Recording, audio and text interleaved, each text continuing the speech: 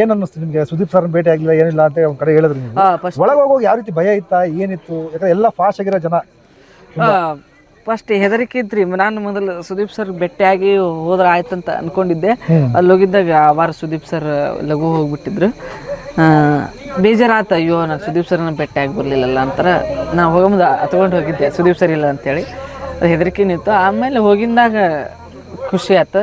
ಒಂದು ವಾರ ಸ್ವಲ್ಪ ಅವ್ರ ಕೂಟ ಹೊಂದ್ಕೊಳಕ್ಕೆ ಸ್ವಲ್ಪ. ಈಗ ಅಲ್ಲಿ ಒಳಗಡೆ ನಿನಗಿಂತ ತುಂಬ ಫಾಸ್ಟ್ ಆಗಿದ್ದವ್ರು ಇದ್ರು, ಎಲ್ಲ ತುಂಬ ಸ್ಟ್ಯಾಂಡರ್ಡ್ ಆಗಿ ಬಂದಿದ್ರು, ಎಲ್ಲ ಲಕ್ಷಗಟ್ಟಲೆ ಇದು ಪರ್ಚೇಸ್ ಮಾಡ್ಕೊಂಡ್ ಬಂದಿದ್ರು. ನೀನು ಒಂದು ಪಂಚೆ ಒಂದು ಶರ್ಟಲ್ಲಿ ಆರಾಮಾಗಿ ಒಂಥರ ಹಳ್ಳಿ ಹುಡುಗ ಹಳ್ಳಿ ಹಾಕಿ ಹೋಗಿದ್ದು. ಏನು ಅನ್ಸ್ತು? ನಾನು ಐದು ಅಂಗಿ,